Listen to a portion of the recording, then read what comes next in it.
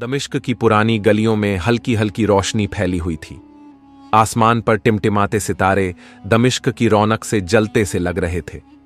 गर्मी का मौसम था, मगर हवा में अजीब सी ठंडक थी, शायद मुफलिसी की ठंडक जो कई घरों में पसरी हुई थी। इन्हीं गलियों में एक गरीब शख्स यूसुफ अपनी फटे पुराने कपड़ों में घूम रहा था। उसकी आंखों में मायूसी थी, चेहरे पर थकावट और रगों में बेबसी। उसकी बीवी फातिमा और 2 छोटे बच्चे घर में भूख से बिलबिला रहे थे। आज चौथा दिन था जब उनके घर में एक दाना भी न था। यूसुफ मेहनत करता, मजदूरी मांगता, मगर कोई उसे काम देने को तैयार न था। या अल्लाह, मेरे मासूम बच्चों की भूख का कोई हल बना दे। उसने आह भरी और एक दीवार के सहारे बैठ गया। उसके दिल में बहुत से ख्याल आ रहे थे। क्या मैं भी लोगों की तरह बेईमानी का रास्ता चुन लूं? क्या मैं अपने ईमान को बेच दूं? मगर फिर उसे अपनी मां की बात याद आई। बेटा, इंसान चाहे जितना भी तंगहाली में हो, मगर अपना ईमान नहीं छोड़ना चाहिए। यूसुफ की आंखों में आंसू आ गए। वह खुद को बिखरने से रोक रहा था। उसी दमिश्क शहर में एक औरत थी जिसका नाम रबीहा था। वह बेहद अमीर थी। उसके पास बड़े बड़े महल, नौकर चाकर और अशरफियों से भरे संदूक थे, मगर उसके दिल में गरूर और चालाकी के अलावा कुछ भी न था। रबीहा को मुफलिस लोगों से नफरत थी। उसे गरीबों से दूर रहना पसंद था। ये गरीब लोग सिर्फ भीख मांगना जानते हैं, मेहनत नहीं करते। वह अक्सर अपने गुलामों से कहती। वह बेहद हसीन थी, मगर उसकी हसीन आंखों में तकब्बुर झलकता था। यूसुफ जब गली में बैठा अपनी मुफलिसी पर रो रहा था, तभी उसकी नजर एक शानदार सवारी पर पड़ी। रथ के अंदर से एक औरत झांक रही थी। ये कौन है? उसने सोचा। रथ पास आया और यूसुफ ने देखा कि वह रबीहा थी, वही शहर की सबसे अमीर औरत। रथ रुक गया। रबीहा ने अपनी बड़ी बड़ी आंखों से यूसुफ को देखा और होंठ टेढ़े करके बोली, तुम यहां क्या कर रहे हो? यूसुफ उठ खड़ा हुआ और नरमी से बोला, बीबी, मैं एक गरीब आदमी हूं। 4 दिन से मेरे बच्चे भूखे हैं। अल्लाह के नाम पर कुछ मदद कर दीजिए। रबीहा मुस्कुराई, मगर उसकी मुस्कान में मजाक था। तुझे मदद चाहिए, मगर मुफ्त में नहीं मिलेगी। यूसुफ का दिल धड़क उठा। क्या मतलब? रबीहा ने अपनी अंगूठी से खेलते हुए कहा, अगर तुझे दौलत चाहिए तो तुझे मेरा एक काम करना होगा। यूसुफ सोच में पड़ गया। उसने कहा, क्या काम? रबीहा के चेहरे पर एक शरारती हंसी आ गई। तुझे बस इतना कहना होगा कि तूने काजी साहब को मेरी खिलाफत में बुरा कहते सुना है। यूसुफ के कदम पीछे हट गए। नहीं, मैं ये नहीं कर सकता। रबीहा हंस पड़ी। क्या हुआ? तेरे बच्चों की भूख तुझे मजबूर नहीं कर सकती? यूसुफ की आंखें भर आईं। मैं भूखा रह सकता हूं, मगर अपना ईमान नहीं बेच सकता। रबीहा ने ठंडी सांस ली और गुलामों को इशारा किया, इसे दफा करो यहां से। यूसुफ के दिल में एक तूफान मचा हुआ था। क्या सच में मैं मुफलिस रहूंगा? या अल्लाह, तू ही मेरी मदद कर। यूसुफ भारी कदमों से आगे बढ़ रहा था कि उसे गली के एक कोने में एक बूढ़ा आदमी गिरा हुआ दिखा। अल्लाह रहम, ये कौन है? वह दौड़कर उसके पास गया। बूढ़ा कांप रहा था। बेटा, पानी। यूसुफ के पास कुछ न था, मगर वह उसे मस्जिद तक ले गया और पानी पिलाया। बूढ़े की आंखों में आंसू आ गए। बेटा, तेरा बहुत एहसान। यूसुफ मुस्कुराया। चचा, एहसान की कोई बात नहीं, यह तो मेरा फर्ज था। बूढ़े ने उसकी आंखों में झांका और कहा, तू जानता है मैं कौन हूं? यूसुफ ने सिर हिलाया। बूढ़ा हंसा और बोला, मैं सुल्तान का सबसे करीबी वजीर हूं। कुछ बदमाशों ने मुझ पर हमला किया और मैं किसी तरह बचकर यहां आ गया। अगर तू ना होता तो शायद मैं मर जाता। यूसुफ की आंखें खुली रह गईं। बूढ़े ने अपने पास से एक छोटी थैली निकाली और यूसुफ के हाथ में रख दी। यूसुफ ने थैली खोली तो उसकी आंखें चमक उठीं। अशरफियां। बेटा, यह तेरा हक है। अल्लाह तुझे बरकत दे। यूसुफ की आंखों में आंसू थे। या अल्लाह, जब मैंने बेईमानी से पैसे लेने चाहे तो तूने मुझे रोका, और जब मैंने ईमानदारी को चुना तो तूने मुझे वह दिया जिसकी मुझे जरूरत थी। वह रोते हुए सजदे में गिर पड़ा। अब उसके पास अपने बच्चों के लिए खाना भी था और उसका ईमान भी सलामत था। जब रब्बीहा को पता चला कि वही मुफलिस यूसुफ जिसे उसने ठुकराया था अब इज्जत और दौलत का मालिक बन चुका है, तो वह हक्की बक्की रह गई। मैंने उसे ठुकरा दिया था, मगर फिर भी वह मुझसे ऊपर निकल गया। उसका गरूर चकनाचूर हो चुका था। उसे एहसास हो गया था कि अनदौलत से सब कुछ खरीदा नहीं जा सकता। और यूसुफ के लिए यह सबक था कि अलान जो अल्लाह पर भरोसा करता है उसे कभी मायूस नहीं होना पड़ता।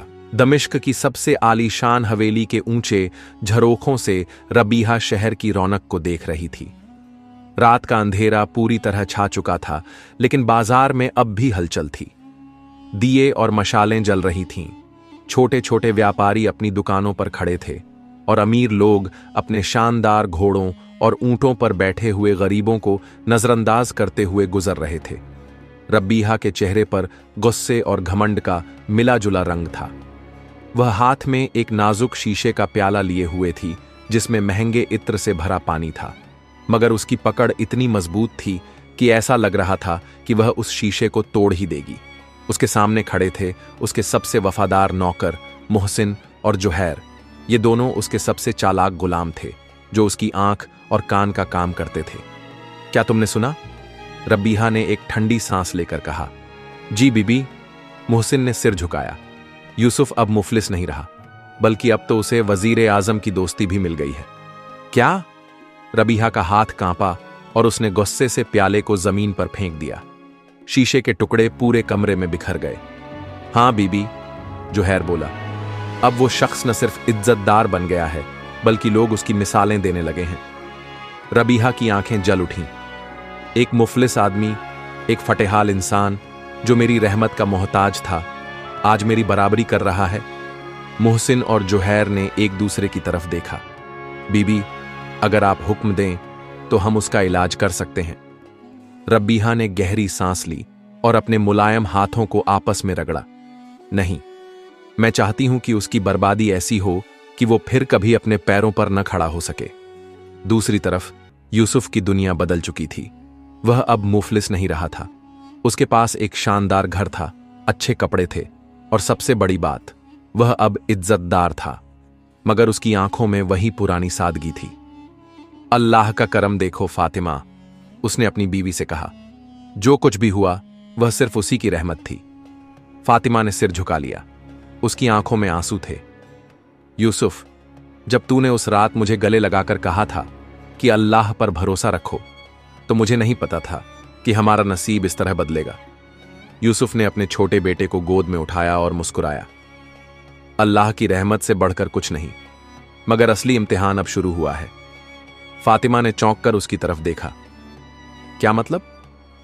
यूसुफ ने एक लंबी सांस ली। फातिमा, जब इंसान मुफलिस होता है तो उसका इम्तिहान आसान होता है, बस सब्र करना होता है। मगर जब अल्लाह दौलत और इज्जत देता है तो इम्तिहान और मुश्किल हो जाता है। फातिमा ने समझने के लिए सिर हिलाया। अब हमें अपने ईमान को और मजबूत रखना होगा। रबीहा अब किसी नए प्लान पर काम कर रही थी। उसने अपनी सबसे भरोसेमंद कनीज नूरा को बुलाया। नूरा, मुझे यूसुफ की कमजोरी चाहिए। नूरा ने सिर झुका दिया। बीबी, मैंने सुना है कि उसकी सबसे बड़ी कमजोरी उसकी ईमानदारी है। रबीहा हंस पड़ी। ईमानदारी कितनी बेवकूफी की चीज है। इस दुनिया में जो चालाक होता है वही जीतता है। तो अब क्या हुक्म है बीबी? रबीहा ने ठंडी सांस ली। अब वक्त आ गया है कि उसकी ईमानदारी को उसकी सबसे बड़ी कमजोरी बना दिया जाए। अगली सुबह दमिश्क की गलियों में एक अजीब अफवाह फैलने लगी। यूसुफ ने सरकारी खजाने से चोरी की है। क्या? हां, कहते हैं कि उसने अपने नए रुतबे का फायदा उठाकर खजाने में हेर फेर किया है। नहीं, यूसुफ ऐसा नहीं कर सकता। मगर अफवाहें आग की तरह फैल गईं। रब्बीहा अपने महल की बालकनी से यह सब देखकर मुस्कुरा रही थी। अब देखती हूं कि ईमानदारी उसे कैसे बचाती है। यूसुफ को गिरफ्तार कर लिया गया। जब उसे अदालत में पेश किया गया तो पूरे शहर की निगाहें उस पर थीं। यूसुफ, क्या तुमने सरकारी खजाने से चोरी की? यूसुफ ने सिर ऊंचा किया और कहा, नहीं, मैंने कभी बेईमानी नहीं की, मगर तुम्हारे खिलाफ गवाह हैं। यूसुफ ने अल्लाह की तरफ देखा और कहा, अगर मेरे खिलाफ गवाह हैं तो अल्लाह मेरी बेगुनाही की सबसे बड़ी गवाही देगा। रात को जब रबीहा अपने जश्न में मग्न थी, तभी उसके महल में काजी के आदमी दाखिल हुए। बीबी, हमें तुम्हारे गवाहों पर शक हो गया है। क्या मतलब? मतलब यह कि कुछ गवाह अब अपना बयान बदल रहे हैं, और एक गवाह ने यहां तक कह दिया है कि उसे इस साजिश के लिए सोने की अशर्फियां दी गई थीं। रबीहा का चेहरा सफेद पड़ गया। नहीं, यह नहीं हो सकता। इंसाफ की रोशनी। सुबह जब अदालत फिर लगी तो रबीहा के गवाहों ने सच उगल दिया। हमने झूठ बोला था। पूरा शहर चौंक उठा। यूसुफ के चेहरे पर सुकून था। काजी ने ऊंची आवाज में कहा, यूसुफ बेगुनाह है और रबीहा गलत साबित हो चुकी है। रबीहा की आंखों में आंसू थे। क्या यह मेरी शिकस्त है? यूसुफ ने सिर झुका लिया और कहा, जो चालाकी पर भरोसा करता है वह हार जाता है, और जो अल्लाह पर भरोसा करता है वह कभी नहीं गिरता। रबीहा अपनी आलीशान हवेली के अंधेरे कमरे में बैठी थी। उसकी आंखों में गुस्सा और हार की जलन साफ झलक रही थी। कैसे हो सकता है यह? उसने जमीन पर पड़े कांच के टुकड़ों पर पैर रखते हुए कहा। मैंने इतनी सख्त चाल चली थी, फिर भी अल्लाह ने उसके साथ दिया। उसके सामने खड़ा उसका सबसे वफादार गुलाम मोहसिन सिर झुकाए खड़ा था। बीबी, अल्लाह की मर्जी के आगे किसी की चालाकी नहीं चलती। रबीहा ने उसकी तरफ जलती हुई आंखों से देखा। क्या तू मुझे नसीहत दे रहा है? मोहसिन ने जल्दी से सिर झुका लिया। नहीं बीबी, मैं तो बस। रबीहा ने गुस्से से उसे घूरा। मुझे किसी की नसीहत की जरूरत नहीं, मैं खुद अपनी तकदीर लिखना जानती हूं। दूसरी तरफ यूसुफ अपने नए मकान में अपने परिवार के साथ बैठा हुआ था। उसकी आंखों में शुक्र का नूर था। फातिमा, अल्लाह ने हमें फिर से इज्जत दी। फातिमा की आंखों में आंसू थे। यूसुफ, मैं हर दिन सजदा करती थी कि अल्लाह हमें इज्जत बख्शे, और देखो वह कितना मेहरबान है। यूसुफ ने अपने छोटे बेटे को गोद में उठाया और कहा, बेटा, दुनिया में कुछ भी हो लेकिन हमेशा सच्चाई का साथ देना, क्योंकि एक दिन अल्लाह का इंसाफ जरूर आता है। बच्चा मुस्कुराया और उसकी मासूमियत ने यूसुफ के दिल को सुकून दे दिया। मगर यूसुफ नहीं जानता था कि उसकी परीक्षाएं अभी खत्म नहीं हुई थीं। रबीहा ने अपनी शिकस्त मानने से इनकार कर दिया था। यूसुफ को गिराना ही होगा। अगर अदालत में साजिश कामयाब नहीं हुई तो अब उसे बर्बाद करने के लिए कोई और रास्ता ढूंढना होगा। उसने अपने सबसे शातिर गुलाम जुहैर को बुलाया। जुहैर, मुझे यूसुफ की हर हरकत की खबर चाहिए। जो हुक्म बीबी। जुहैर ने दमिश्क के बाजारों में अपने जासूस बिठा दिए। कुछ ही दिनों में एक खबर आई जिसने रबीहा की आंखों में चमक भर दी। यूसुफ गरीबों की मदद करता है? जी बीबी, वह रोज अपनी आमदनी का बड़ा हिस्सा जरूरतमंदों में बांट देता है। रबीहा मुस्कुराई। फिर तो बस, उसकी यही नेकदिली उसकी सबसे बड़ी कमजोरी बनेगी। कुछ ही दिनों में दमिश्क के बाजारों में फिर से अफवाहें फैलने लगीं। यूसुफ गरीबों में जो पैसे बांट रहा है वह चोरी का माल है। क्या? फिर से? हां, कहते हैं कि वह जो मदद कर रहा है वह सब हराम की दौलत है। फिर से साजिशों के जाल बिछने लगे। रबीहा अपनी बालकनी से यह सब देख रही थी और मन ही मन कह रही थी, देखते हैं अब अल्लाह कैसे बचाता है। यूसुफ को फिर से अदालत में बुलाया गया। काजी ने गंभीर आवाज में पूछा, यूसुफ, क्या यह सच है कि तुम गरीबों की मदद हराम की दौलत से कर रहे हो? यूसुफ ने सिर झुकाया, फिर आसमान की तरफ देखा और कहा, काजी साहब, मेरी कमाई हलाल है। मैं मेहनत करता हूं और उसमें से गरीबों की मदद करता हूं। मगर तुम्हारे खिलाफ फिर से गवाह आए हैं। यूसुफ मुस्कुराया। जब कोई इंसान नेकी करता है तो दुनिया उसे गिराने की कोशिश करती है, लेकिन मैं अपने अल्लाह पर भरोसा रखता हूं। अचानक अदालत में एक आदमी आया। उसकी हालत खराब थी, मगर उसके चेहरे पर अजमत थी। काजी साहब, मैं वह गरीब आदमी हूं जिसे यूसुफ ने मदद दी थी। मैं गवाही देना चाहता हूं। पूरी अदालत में सन्नाटा छा गया। गवाही किस चीज की? इस चीज की कि यूसुफ ने कभी हराम की दौलत से मदद नहीं की। वह हमेशा अपनी मेहनत की कमाई से ही नेकी करता है। काजी ने गहरी नजर से देखा। क्या तुम ये गवाही सच्चे दिल से दे रहे हो? जी हां, काजी ने अदालत में ऊंची आवाज में कहा। यूसुफ पर जो इल्जाम लगाए गए थे वह गलत साबित हो चुके हैं और जो लोग झूठी गवाही देने आए थे उन्हें सजा दी जाएगी। पूरी अदालत में हलचल मच गई। रब्बीहा का चेहरा फक पड़ गया। फिर से हार? उसने बुदबुदाते हुए कहा। यूसुफ ने सिर झुकाकर कहा, जो चालाकी पर भरोसा करता है वह हार जाता है और जो अल्लाह पर भरोसा करता है वह कभी नहीं गिरता। रबीहा को अब समझ आ गया था कि वह कितनी भी चालें चले मगर अल्लाह का इंसाफ सबसे बड़ा होता है। उसने अपना चेहरा अपने हाथों में छुपा लिया। मैं अब क्या करूं? मगर अब कुछ नहीं हो सकता था। दूसरी तरफ यूसुफ की इज्जत और बढ़ गई। अब वह सिर्फ एक नेक इंसान नहीं था बल्कि पूरे दमिश्क में उसका नाम लिया जाने लगा। यूसुफ ने अपनी बीवी से कहा, फातिमा, देखो अल्लाह कितना बड़ा इंसाफ करने वाला है। फातिमा ने रोते हुए कहा, हां यूसुफ, सब्र का फल कितना मीठा होता है। यूसुफ ने एक लंबी सांस ली और कहा, लेकिन हमारी आजमाइश अभी खत्म नहीं हुई। फातिमा ने चौंक कर उसकी तरफ देखा। क्या मतलब? यूसुफ ने दूर आसमान को देखते हुए कहा, अभी दुनिया की और साजिशें बाकी हैं। यूसुफ अब किसी पहचान का मोहताज नहीं था। पहले वह एक मुफलिस आदमी था जिसे रबीहा ने अपनी चालाकी से तोड़ने की कोशिश की, मगर अल्लाह ने उसके सब्र और सच्चाई को इनाम दिया। अब वह सिर्फ एक इज्जतदार इंसान ही नहीं बल्कि नेक दिली की मिसाल बन चुका था। मगर क्या अब उसकी आजमाइशें खत्म हो गई थीं? नहीं, रबीहा की चालाकी अभी भी जिंदा थी। रबीहा की आंखों में नींद नहीं थी। वह अपने कमरे में अकेली बैठी थी। उसके सामने एक सुनहरी कटोरी थी जिसमें हल्के नीले रंग का इत्र रखा हुआ था। वह उस इत्र को अपनी उंगलियों से छू रही थी मगर उसका दिमाग कहीं और था। हर बार मैं हार जाती हूं, वह बुदबुदाई। क्यों? उसने शीशे में अपनी शक्ल देखी। पहले वाली खुद एतमादी अब उसकी आंखों में नहीं थी। उसने अपने लंबे बालों को झटका और अपने सबसे करीबी गुलाम मोहसिन को बुलाया। मोहसिन, अब कोई चाल नहीं, कोई जाल नहीं, अब सिर्फ एक ही रास्ता बचा है। मोहसिन ने सिर झुकाकर कहा, क्या हुक्म है बीबी? रबीहा ने गहरी सांस ली। यूसुफ को खत्म कर दो।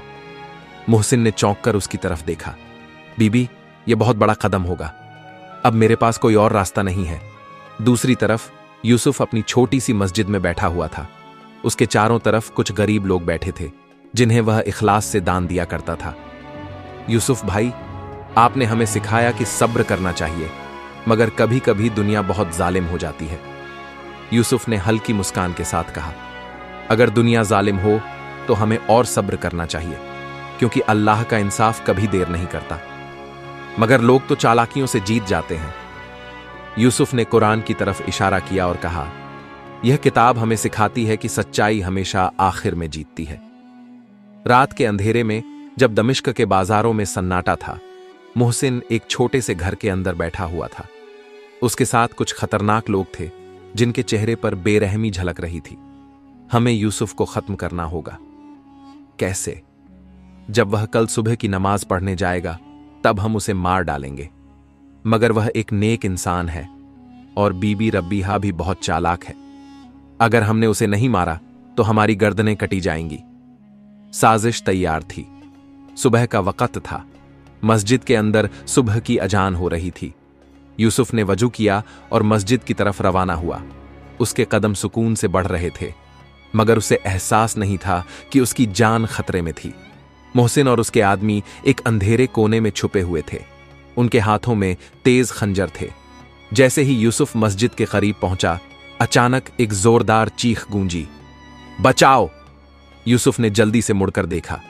एक बूढ़ा आदमी रास्ते में गिरा हुआ था। उसका पैर एक पत्थर से टकरा गया था और वह दर्द से तड़प रहा था। यूसुफ ने बिना कुछ सोचे उस आदमी की मदद करने के लिए भागा। उसी वक्त जब मोहसिन और उसके आदमी यूसुफ पर हमला करने के लिए बढ़े, तभी अचानक कुछ घुड़सवार तेजी से उनकी तरफ आए। ठहरो! मोहसिन और उसके आदमी घबरा गए। वे दमिश्क के सिपाही थे। तुम लोगों की चालाकी हमें पता चल गई थी। मोहसिन ने डर के मारे खंजर गिरा दिया। यूसुफ कुछ समझ नहीं पाया। क्या हो रहा है? काजी के आदमी ने आकर कहा, यूसुफ भाई, अल्लाह ने फिर से तुम्हारी हिफाजत की। ये लोग तुम्हें मारने आए थे। यूसुफ के चेहरे पर कोई गुस्सा नहीं था, बल्कि एक अजीब सा सुकून था। अल्लाह ने फिर से साबित कर दिया कि जो उसकी राह पर चलता है उसे कोई नुकसान नहीं पहुंचा सकता। रबीहा अपने कमरे में बेचैनी से टहल रही थी। आज तो यूसुफ को मर जाना चाहिए था। तभी दरवाजा जोर से खुला। सामने दमिश्क के सिपाही खड़े थे। बीबी रबीहा, आप पर यूसुफ के खिलाफ साजिश का इल्जाम है। रबीहा के चेहरे का रंग उड़ गया। नहीं, यह झूठ है। मोहसिन ने अपना जुर्म कबूल कर लिया है। उसने बता दिया कि यह सब तुम्हारी चाल थी। रबीहा की आंखों से आंसू बहने लगे। मैंने तो सोचा था कि चालाकी से दुनिया जीत सकती हूं। यूसुफ भी वहीं खड़ा था। उसने कहा, बीबी रबीहा, दुनिया में जीत सिर्फ उस इंसान की होती है जो अल्लाह की राह पर चलता है। रबीहा की आंखें झुक गईं। अब मेरी कोई इज्जत नहीं रही। यूसुफ ने आगे बढ़कर कहा, इज्जत अल्लाह से मांगने से मिलती है, इंसानों से नहीं। अगर तुम सच में तौबा करोगी तो अल्लाह तुम्हें माफ कर देगा। रबीहा फूट फूट कर रोने लगी। क्या अल्लाह मुझे माफ करेगा? यूसुफ ने हल्की मुस्कान के साथ कहा, वह सबसे बड़ा रहम करने वाला है। यूसुफ अब पूरे दमिश्क में नेकी और सच्चाई की मिसाल बन चुका था। रबीहा की सजा तय हो गई थी, मगर वह अब तक अल्लाह की राह में आ चुकी थी। एक वक्त था जब वह अपने हुस्न, दौलत और चालाकी पर नाज करती थी, मगर आज वही रबीहा कैद में थी। कोठरी की चार दीवारी में बैठी रबीहा अपने गुजरे हुए दिनों को याद कर रही थी। मैंने क्या पाया? वह खुद से बड़बड़ाई। मैंने सब कुछ खो दिया। रबीहा के पास हर नेमत थी, दौलत, इज्जत, शोहरत, मगर उसकी लालच ने उसे अंधा कर दिया। वह यूसुफ जैसे नेक दिल इंसान से जलती रही। क्या अल्लाह मुझे माफ करेगा? उसने सिसकते हुए पूछा। एक नूरानी आवाज उसके दिल से आई। अल्लाह की रहमत से मायूस मत हो। अगर तौबा सच्ची हो तो अल्लाह हर गुनाह को माफ कर देता है। रबीहा की आंखों से आंसू बहने लगे। उसने पहली बार अपने दिल की गहराइयों से सजदा किया, या अल्लाह मेरी तौबा कबूल कर ले। दूसरी तरफ यूसुफ अपने घर में बैठा था। वह अब पूरे दमिश्क में नेक दिली और सच्चाई की मिसाल बन चुका था। यूसुफ भाई, रबीहा की सजा का ऐलान होने वाला है। फातिमा ने धीरे से कहा, यूसुफ, उसने तुम्हें बहुत तकलीफ दी है, उसे सजा मिलनी चाहिए। यूसुफ ने हल्की मुस्कान के साथ कहा, फातिमा, इंसाफ अल्लाह के हाथ में है। अगर रबीहा ने सच में तौबा कर ली है तो क्या हमें उसे माफ नहीं कर देना चाहिए? फातिमा ने हैरत से उसकी तरफ देखा। तुम उसे माफ कर सकते हो? अगर अल्लाह माफ कर सकता है तो मैं कौन होता हूं नफरत पालने वाला। दमिश्क की सबसे बड़ी अदालत में एक बार फिर मजमा लगा हुआ था। कहाजी ने अपना हुक्मनामा पढ़ा। रबीहा पर यूसुफ को धोखा देने, झूठी गवाही देने और उसकी जान लेने की साजिश करने का इल्जाम साबित हो चुका है। भीड़ में हलचल मच गई, इसीलिए अदालत उसे मौत की सजा सुनाती है। रबीहा की आंखें भर आईं। यह मेरे गुनाहों की सजा है। तभी यूसुफ धीरे धीरे खड़ा हुआ। काजी साहब, अगर इजाजत हो तो मैं कुछ कहना चाहता हूं। बिल्कुल यूसुफ भाई। यूसुफ ने रबीहा की तरफ देखा, जो अपनी सजा सुनकर सुन्न हो चुकी थी। इस औरत ने मुझ पर बहुत जुल्म किए, मगर अल्लाह सबसे बड़ा इंसाफ करने वाला है। काजी और पूरी अदालत उसकी बात सुन रही थी। अगर इसने सच्चे दिल से तौबा कर ली है तो मैं इसे माफ करता हूं। पूरी अदालत में सन्नाटा छा गया। रबीहा की आंखें फैल गईं। तुम मुझे माफ कर सकते हो? यूसुफ ने हल्की मुस्कान के साथ कहा, अगर अल्लाह के दर पर तौबा कबूल हो सकती है तो मैं कौन होता हूं तुम्हें हमेशा के लिए गुनहगार ठहराने वाला। काजी ने यूसुफ की दरख्वास्त पर गौर किया और कहा, यूसुफ भाई, आप वाकई अल्लाह के नेक बंदे हैं। रबीहा, तुम्हारी मौत की सजा अब खत्म कर दी जाती है, मगर तुम्हें अपनी बाकी जिंदगी गरीबों की खिदमत में गुजारनी होगी। रबीहा की आंखों से आंसू टपक पड़े। अल्लाह का शुक्र है, अब वह अपने पुराने घमंड को छोड़कर सच्चे दिल से नेकी की राह पर चल पड़ी। यूसुफ अब पहले से भी ज्यादा नेक इंसान बन चुका था। एक दिन फातिमा ने उससे पूछा, यूसुफ, तुमने रबीहा को क्यों माफ किया? यूसुफ ने हल्की मुस्कान के साथ कहा, फातिमा, अगर हम किसी को माफ कर देते हैं तो अल्लाह हमें उससे भी ज्यादा अज्र अता करता है। और अब हम अपनी जिंदगी अल्लाह की राह में गुजारेंगे। रबीहा अब पहले की तरह शाही महलों में नहीं रहती थी। उसने अपने सारे गहने बेच दिए और उन पैसों से एक छोटी सी सराय बनवाई, जहां हर गरीब और मुसाफिर को खाना और आराम मिलता था। वह दिन रात बस इबादत में लगी रहती और अपने गुनाहों की माफी मांगती। एक दिन एक बूढ़ी औरत सराय में आई। बेटी, क्या मुझे कुछ खाने को मिलेगा? रबीहा ने झुककर कहा, अम्मी, ये सराय इसीलिए बनी है कि कोई भूखा न सोए। और उसने अपने हाथों से उस औरत को खाना परोसा। बूढ़ी औरत ने रोते हुए कहा, अल्लाह तुम्हें बहुत बरकत दे बेटी। रबीहा की आंखें भर आईं। क्या अल्लाह मुझे माफ करेगा? उसने धीरे से पूछा। बूढ़ी औरत मुस्कुराई। बेटी, अगर दिल से तौबा कर ली है तो अल्लाह की रहमत तुम्हें जरूर मिलेगी। यूसुफ अब एक इज्जतदार और अमीर आदमी बन चुका था, मगर उसके दिल में कभी भी गुरूर नहीं आया। एक दिन दमिश्क के सुल्तान ने उसे अपने महल में बुलाया। यूसुफ, हमने तुम्हारी ईमानदारी और नेकी के किस्से सुने हैं। शुक्रिया हुजूर, ये सब अल्लाह का करम है। हम चाहते हैं कि तुम हमारी अदालत में काजी बन जाओ। यूसुफ ने सिर झुका लिया। हुजूर, मैं इस काबिल नहीं, मगर हम जानते हैं कि तुमसे बेहतर कोई इंसाफ नहीं कर सकता। लिहाजा यूसुफ को दमिश्क का नया काजी बना दिया गया। अब वह हर रोज अदालत में बैठता और गरीबों को इंसाफ दिलाने की कोशिश करता। एक दिन जब यूसुफ अदालत में बैठा था तो एक औरत उसके पास आई। काजी साहब, मैं आपसे कुछ मांगने आई हूं। यूसुफ ने उसकी तरफ देखा। वह रबीहा थी। रबीहा? रबीहा की आंखों में आंसू थे। यूसुफ, तुमने मुझे माफ कर दिया, मगर मैंने अभी तक खुद को माफ नहीं किया। यूसुफ ने हल्की मुस्कान के साथ कहा, अगर इंसान तौबा करे और अपने गुनाहों की माफी मांगे तो अल्लाह उसे माफ कर देता है। रबीहा ने अपना सिर झुका लिया। मुझे बस एक दुआ चाहिए। क्या? कि अल्लाह मेरी तौबा कबूल कर ले। यूसुफ ने हाथ उठा दिए। या अल्लाह, अगर इस औरत की तौबा सच्ची है तो इसे अपनी रहमत से माफ कर दे। रबीहा फूट फूट कर रोने लगी। इस किस्सा से हमें यह सबक मिलता है कि 1. सब्र और सच्चाई की हमेशा जीत होती है, चाहे हालात कितने भी मुश्किल क्यों ना हो। 2. अल्लाह की रहमत अनबार से बड़ा कुछ भी नहीं। अगर इंसान सच्चे दिल से तौबा करे तो उसके बड़े से बड़े गुनाह भी माफ हो सकते हैं। 3. माफी देने वाला सबसे बड़ा होता है। अगर कोई दिल से अपनी गलती मान ले तो उसे माफ करना चाहिए। या अल्लाह, हमें सच्चाई और नेकी के रास्ते पर चलने की तौफीक अता कर। हमें गलतियों से बचा, और अगर हमसे गलती हो जाए तो हमें तौबा करने की हिम्मत दे। आमीन। अगर आपको यह किस्सा पसंद आई हो तो वीडियो को लाइक करें, शेयर करें और चैनल को सब्सक्राइब करें, ताकि आपको और भी बेहतरीन कहानियां मिलती रहें। अल्लाह आपको सलामत रखे।